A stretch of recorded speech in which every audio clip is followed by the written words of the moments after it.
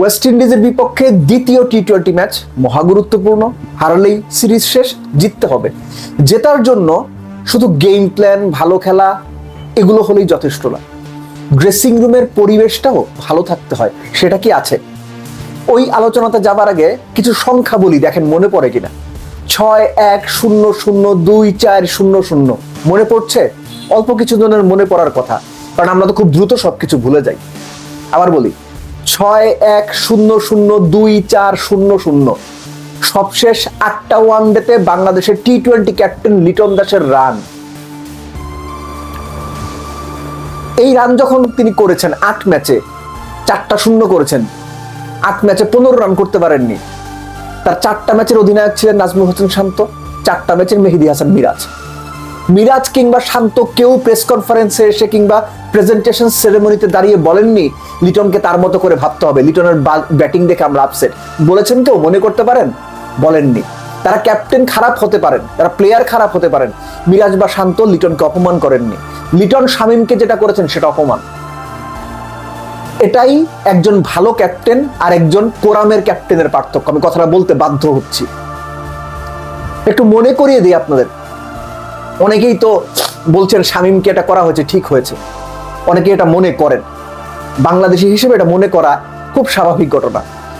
একই ঘটনা যদি নাজমুল হোসেন শান্তর বেলায় ঘটতো, অন্য কোনো ক্যাপ্টেন বলতো, আপনারা সেটাকেও ডিফেন্ড করে বলতেন একদম ঠিক কাজ করছে, শান্তকে করা উচিত। কারণ কি? আপনি শান্তকে পছন্দ করেন না। ঠিক এভাবেই আমাদের দেশটাও চলে। আপনার জন্য কারেক্ট হচ্ছে যারা আপনাদেরকে প্রেসারে রাখে। ঠিক আপনারা ওই টাইপের কাজ করেন যেটা আপনি ঠিক ভালো মনে করেন। আপনার কাছে যিনি ভালো তার সবকিছু ভালো, আপনার কাছে যিনি খারাপ তার সঙ্গে যদি একটা অন্যায় হয় আপনি সেই অন্যায়টা দেখে প্রশ্রয় দেন, হাততালি দেন। শামীমদের ক্ষেত্রে এই ঘটনাটা ঘটছে। আপনি একবার বোঝার চেষ্টা করেন না, ক্যাপ্টেন হিসেবে লিটন এই কথা বলতে পারেন না, শামীম খুব খারাপ খেলছে, লাস্ট 10 ম্যাচে 4টা শূন্য করছে শামীম, সব ঠিক আছে। কিন্তু আপনি যখন অন্যকে অপমানিত হতে দেখে আনন্দিত হন, মনে রাখেন কোনোদিন ওই অপমান এসে আপনার ঘাড়ে পড়বে।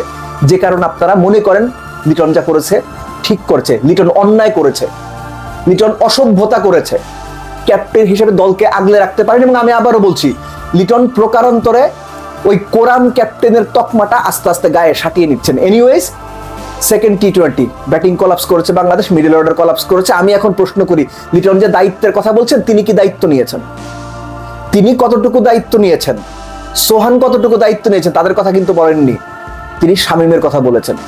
দেখি সেকেন্ড টি-20তে বেস্ট লাইন আপটা কেমন হয়। আমি একটা ফেসবুক স্ট্যাটাস দিয়েছিলাম, সেকেন্ড টি-20 ফেসবুক আপনার বেস্ট 11 দেখে আপনি একটা ধারণা পাবেন যে অ্যাকচুয়ালি বাংলাদেশ টিমের ড্রেসিং রুমে যে চূড়ান্ত রকমের একটা কোরাম চলছে, একজন কোচ এবং একটি বিশেষ বিপিএল ফ্র্যাঞ্চাইজি 4-5 জন বা 3-4 জন ক্রিকেটার মিলে সেটা প্রুফ হয়ে যাবে সেকেন্ড টি-20তে।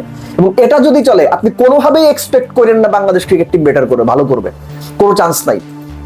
এই দলে একজন মাশরাফি বিন মুর্তজা নাই, কিংবা এই দলে একজন সত্যিকারের লিডার নাই কিংবা ক্যাপ্টেন নাই, সবাই ইন্ডিভিজুয়াল, সবাই যার যার মতো।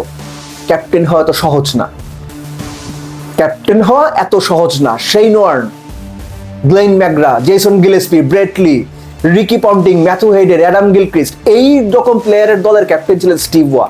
নেতা হইতে গেলে যোগ্যতা লাগে, নেতা হইতে গেলে দলটাকে আগলে রাখতে হয়।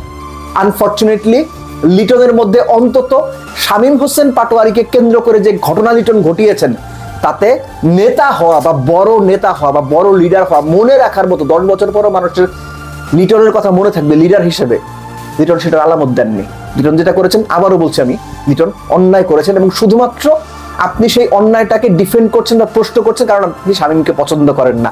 আপনার পছন্দের কোনো player, let's say Shakib Al Hasan, let's say Tamim Iqbal Khan, তার সঙ্গে যদি কোনো ক্যাপ্টেন এই কথা বলতো, এইভাবে বলতো, আপনি ঝাঁপিয়ে পড়তেন ফেসবুকে, আপনারা ঝাঁপিয়ে পড়তেন ফেসবুকে।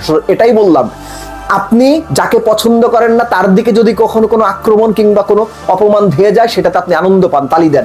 কিন্তু একই আক্রমণ, একই অপমান যদি আপনার সাথে বা আপনার পছন্দের কারো সঙ্গে হয়, আপনি সেটাতে রিয়্যাক্ট করেন, তখন আপনি কষ্ট পান। এটাই হচ্ছে আমাদের বড় সমস্যা। এবং এই কারণেই বিভিন্ন সময় আমরা দেখতে পাই যে পার্টিকুলার কিছু ঘটনায়, পার্টিকুলার কিছু ক্রিকেটার যে কারণে অনেকের কাছে, অনেক দর্শকের কাছে নিন্দিত হন, একই ঘটনা অন্য ক্রিকেটারদের ব্যাপারে ঘটলে সেই দর্শকরা এবার তালি দেন। এই ডাবল স্ট্যান্ডার্ড বাংলাদেশে প্রত্যেকটা জায়গায় ঘরে ঘরে বিদ্যমান।